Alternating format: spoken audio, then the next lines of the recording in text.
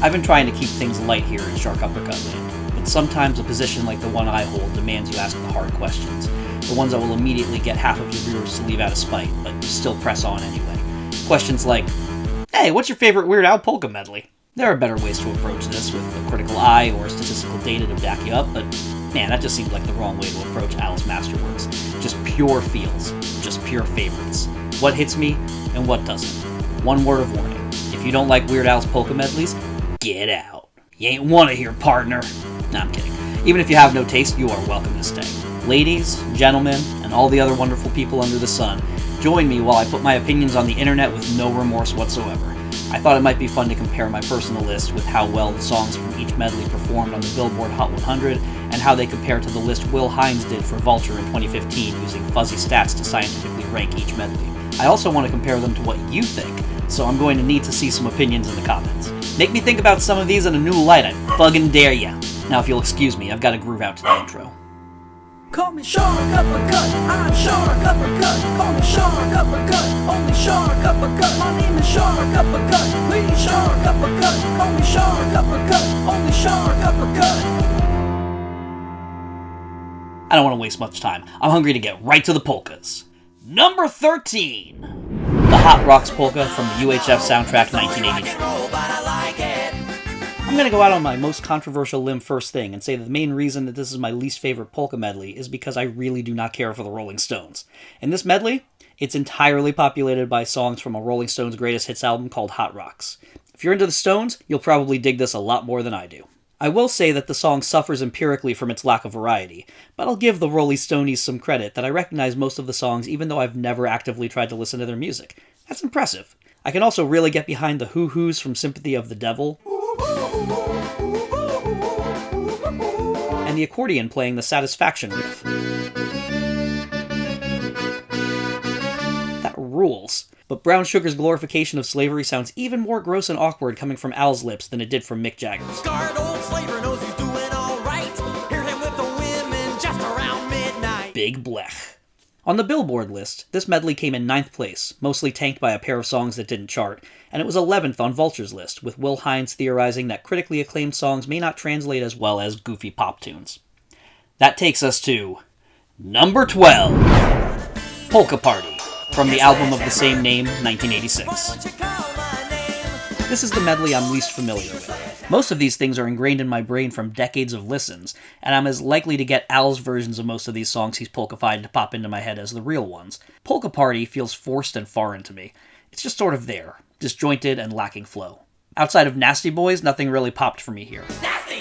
Nasty boys don't mean a thing. Oh, you nasty boys. It's a subpar afterthought in these rankings.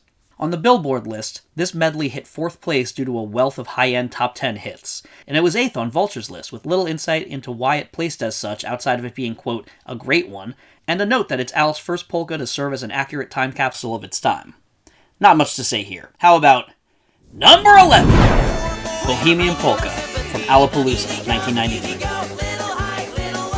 Jesse Mack fun fact, Alapalooza was the first real CD I owned, getting it for Christmas alongside a CD player from my bedroom. But as for the polka itself, it's a truly audacious effort to apply the polka formula to one song, but it hurts it. It almost works because the original feels like 3 different songs on its own, but its real failure comes from lacking any sense of surprise or spontaneity. The Queen original is a stone-cold masterpiece of a big swing, and Al doesn't swing hard enough to meet its standards. The polka sound doesn't do enough to freshen things up, particularly the first stretch, and it's the rare occasion where Al has actually made the song sound flatter and less varied than the original. But, the end of the solo, where it goes trumpet, into synth, into clarinet, into tuba, is a total highlight. On the Billboard list, this medley was 3rd by virtue of Bohemian Rhapsody peaking at number 2 when Wayne's World brought it back into the zeitgeist, and it was 10th on Vulture's list. Pretty much mirrored my thoughts on it. Huge balls to try to cover Queen's magnum opus, but somehow sounds less crazy than the original. Number 10! Hooked on Polkas from Dare to Be Stupid, 1985. This one's not too great, at least when compared to Al's better polkas, but when you consider it's only his 2nd attempt at this, it's still impressive. His vocal choices on Sharp Dressed Man are noise, Top coat, top hat. incorporating that weird breakdown from Owner of a Lonely Heart is noise,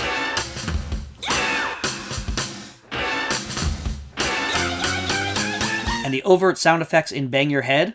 You guessed it. Noise. Bang your head. That'll help will drive you mad. It's a Weird Al polka medley. It's gonna be decent. On the Billboard list, this medley ends up at a respectable 6th best because it's mostly top 3 hits with a few outliers, and it was 5th on Vulture's list. Will didn't really talk about the medley and instead filled a paragraph with praise for Dare to Be Stupid. Not mad about it. He's right. It's amazing. Okay, on to number 9. Polkas on 45 from Weird Al Yankovic in 3D! 1984. I don't know if it's because he threw all his best ideas from a lifetime of doing this in his head into one song, but Al nailed the polka medley on Go 1. And it might be because I've heard this particular one since I was 3, but it has a real classic feel. He even knew doing a yodeling break was the way to go.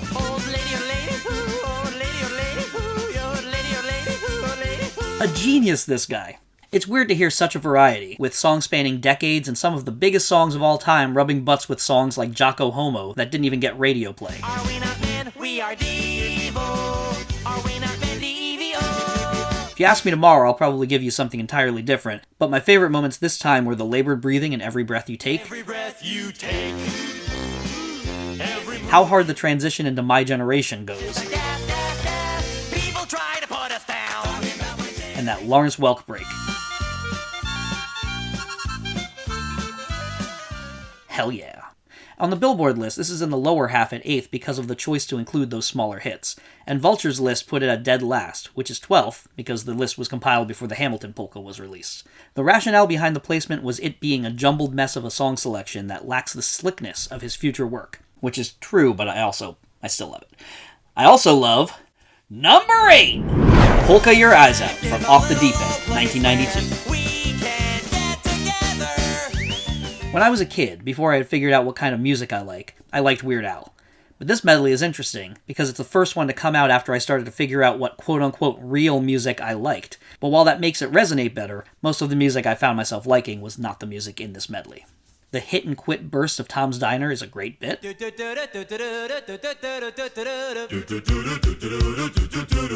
the way Al does a callback to Do Me Baby in the Humpty Dance segment and weaves them together is particularly inspired. Do me, baby. Do the Humpty Hump. Do the Humpty Hump. Woo! Drum solo! Yes, that too. The one bummer of the song is Ice Ice Baby being such a weak closer, and it belies the prowess future Al will show delivering rap lyrics. If you get a problem, I'll solve it. Check out the beat while the DJ revolves it. Ice, ice, baby. On the Billboard list, it's a respectable 5th because every song in the medley was a top 20 hit. And on Vulture's list, it ended up right at the top of the bottom in 7th place, saying the medley is served by the ridiculous of this era in music and Al's growing confidence making things feel less outright jokey. And so we move on to number 7. Actually, we're about halfway through the list, so let's take a moment to recognize some of Al's memorable non-album Polka Oddities. There's an early live version of Polkas on 45 preserved in beautiful VHS camcorder with some notable lineup changes, and after having the album rendition ground into my brain for 40 years, it's really something else to hear Al slip in 1999 by Prince or flippin' Stairway to Heaven. Insane stuff.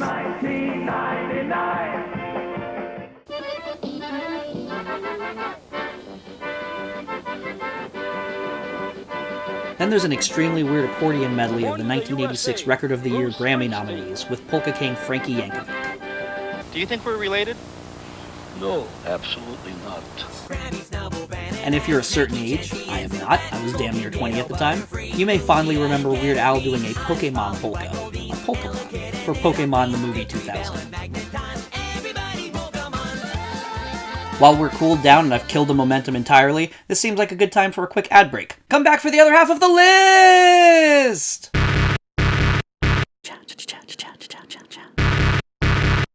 Thanks for sticking around. Let's dive right back into the action. Number 7! The Alternative Polka from Bad Hair Day, 1996. Now this was the music I was gravitating toward once I found my musical taste. I thought this would rank much higher because not only am I biased toward the source songs, but there's also some amazing craft at work here. The 90s were all over the place, and this was a good reflection of that. The SFX used to censor closer. I wanna, you like an animal. Wonderful. The yodel at the end of You Oughta Know? Oh my god. Ooh, I don't know. Hey! I will say the song sticks around too long on Basket Case. Do you have the time to listen to me whine? but it mostly works, and it's hard to get too mad about it because it's endemic of Al's tendency to do this with his closers from now on. On the Billboard list, this one rates at a dismal 12th because the Billboard Hot 100 had no respect for alternative music. When I looked into it and found out Bang and Blame charted, but Black Hole Sun never cracked the top 100, there's no way that's an accurate reflection of the times. I lived it. There ain't no way! Vulture's list, on the other hand, puts it in 6th place, and then doesn't talk about the medley, instead using this space to talk about Al's decision to focus on singles rather than albums in the future. It's been almost 10 years since this list was written, and I really wish Al had put more music out into the world. Well, no time to be sad.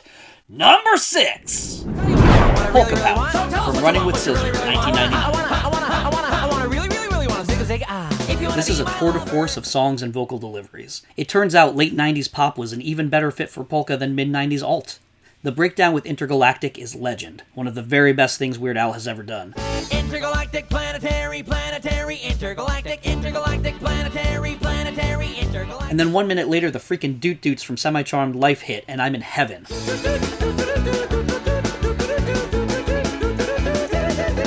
freaking Doot Doots!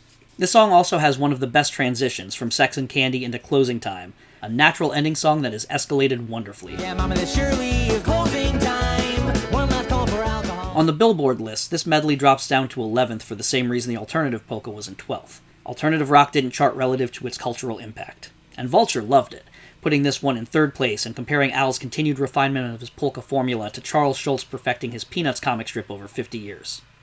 Okay. Number 5! The Hamilton Polka, non-album single, 2018. This is the choice I expect will ruffle the most feathers, but it's a purely opinion-based ranking, and I am of the opinion that the Hamilton musical is an absurdly dense and layered piece of work. So transcendent that my mom, who has never gotten down for a rap song in her nearly 70 years of life, still listens to the CDs I burned for her in her car. Exclusively. Nothing but Hamilton. For the last 7 years. On CD. So, like the Bohemian Polka, it's a worthy choice for deviation. I will say on every level I prefer the pure medleys, but this is maybe Al's best one purely from an artistic standpoint. The pure audacity of making the songs more complex than the musical itself, with transitional connections that live up to the pedigree set by Lin-Manuel's opus. I find it fitting that the only song that doesn't completely fit is You'll Be Back, which also doesn't fit in the original. Oceans rise, empires fall.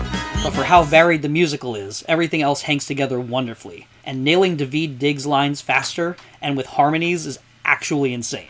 I'm in the cabinet, I am complicit in watching him grabbing at power and kissing it. Washington isn't gonna listen to disciplined dissidents, this is the difference, this kid is out. A truly impressive remix in every sense, made more impressive by the fact that it still feels more like Al than anything. On the Billboard list, this is in dead last place as nothing from Hamilton's soundtrack ever charted, and as mentioned earlier, the Vulture list was released before the Hamilton Polka, although based on the statistical criteria, my guess is that it would have landed around 8th or 9th. And now it's time for... Number 4! Polka-Rama from Straight Outta Linwood, 2006. Hell yeah, Chicken Dance represent. Al is well and truly in his groove by this point, and even his bad choices feel pretty good. If you've been paying attention, you'll notice that the last 5 medleys he's done are also my top 5, and I don't think that's a coincidence. Beverly Hills being the only Weezer song to be in any of these feels like a slap in the face. Beverly Hills, that's where I wanna be. Living in Beverly. But in fairness, Al wanted Buddy Holly in the alternative polka, and also Beverly Hills is Weezer's biggest hit, so it's more of a mistake we made as a nation. The song sags for me for speed of sound and float on, Birds go flying at the speed of sound to show you how it all began. but it's the only real dip. This track motors the rest of the way through. I find Al's delivery on Don't Ya jarring even by Al sings embarrassing lyrics in a corny way standards. Don't you wish your girlfriend was hot like me? Don't you wish your girlfriend was a freak like me? The run of R&B songs that end the song are a bit on the old corny nose too, but it works really well regardless. When the pimp's in the crib, mom, drop it like it's hot. With the shuffling stylistic switch-ups in Gold Digger, making it one of the best closers even with it being way too long. Now I ain't saying she's a gold digger, 'cause she ain't messing with no broke. On the Billboard list, this medley lands at 7th, a mix of top 2 and bottom 50 hits averaging out to average. And the Vulture list agrees with me and has this in 4th, giving credit to pop music being more varied and it making the medleys more satisfying. Not untrue. We're up at the top, only bangers left, so what's gonna land at number 3? Angry White Boy Polka from Poodle Hat, 2003.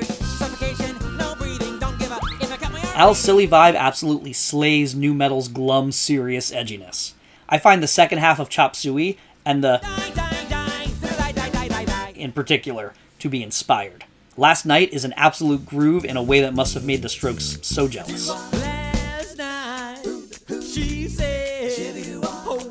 Hell, even Ball with the Ball rules on this thing. My only dissenting opinion is that Renegades of Funk is the rare bad song choice when Rage had so many other hits I would have loved to hear get the polka treatment.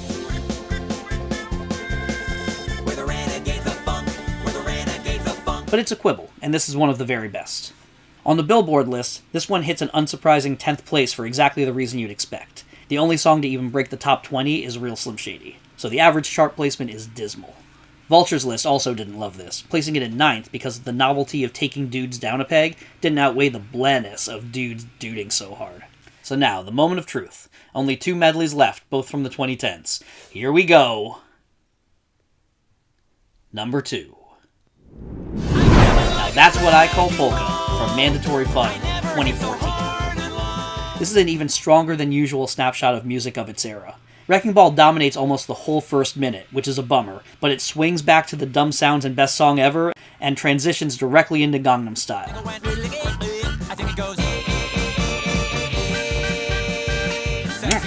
Chef's kiss. Maybe my favorite moment is that I'm Sexy and I Know It is played mostly straight, and it works. I'm sexy and I know it. And that builds into Thrift Shop, which bumps so much harder than Macklemore ever could. He wears your granddad's clothes. That's right. He looks incredible. He's in that big old coat. It's from the thrift shop. The only issue is the bloated bookends, as it ends with almost a minute of Get Lucky. We're up all night to get lucky. We're up all night to get lucky. We're up all night to get If it wasn't for that, this is an all-time best that makes me hunger for Al to take a swing at the last decade in music with another medley. They just keep getting better. The Billboard list agrees, with this having the highest charting entries, exclusively top 3 hits, and I'm in lockstep with Vulture's list once again, placing it in second and noting that Al's treatment seems to get less condescending as he gets older. He also mentioned that Mandatory Fun as an album hit number 1, with Al ending his album career by becoming the very definition of popular music. Which means, number 1 is Polka Face from Alpocalypse 2011. I'm glad he made the easy joke. The irony is this is one of my least favorite medleys based on the songs sampled, but everything works bonkers well in this one. Al has become an absolute master of his craft by this point. The Lady Antebellum song overperforms wildly. It's 1:15, I'm a little drunk and I need you now. And I especially like the long singing of Tool in So What. The trumpets doing baby cries and baby. Baby, baby, baby. And the duck calls and alcohol. Blame it on the goose, got you feeling loose. Blame it on the throne, got you in the zone. Blame it on the I can't say enough good things about this song, so I won't. The song speaks for itself. On the Billboard list, this is second only behind the last one due to an absurd 9 number 1 songs, and Vulture's list also thinks Al peaked at Polka Face, with Will wondering how badly conceived his scoring system was, but agreeing that it nailed the winner, and showing some love for the song ending with a reprise of the opening Poker Face. He's right. That was a great choice. Poker Face. Hey! And that's my list. I've got to tell you, before listening to these and really hastily throwing this list together, I did not expect things to shake out this way. I thought Alternative would take the whole thing, but Al stepped up his craft so hard in the back half of his career, so far.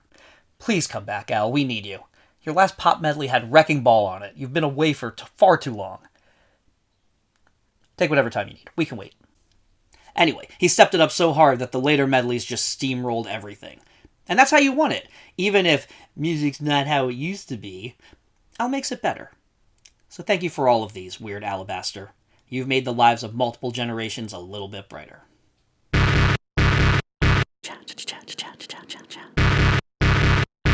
Okay, here's the part where I ask that you like and subscribe, and truly, give me some opinions in the comments. It's not just a call to action for engagement. I want to know. I'm also killing the Patreon because nobody cares, and that includes me. I never really got my stuff together for it. And also, the YouTube watch stats tell me that no one wants to hear me read a book at the end of these videos, so I'm cutting that as well. It's a real shame. Book's amazing. So with that said, I'll see you in the next one, and as always, fuck R. Kelly.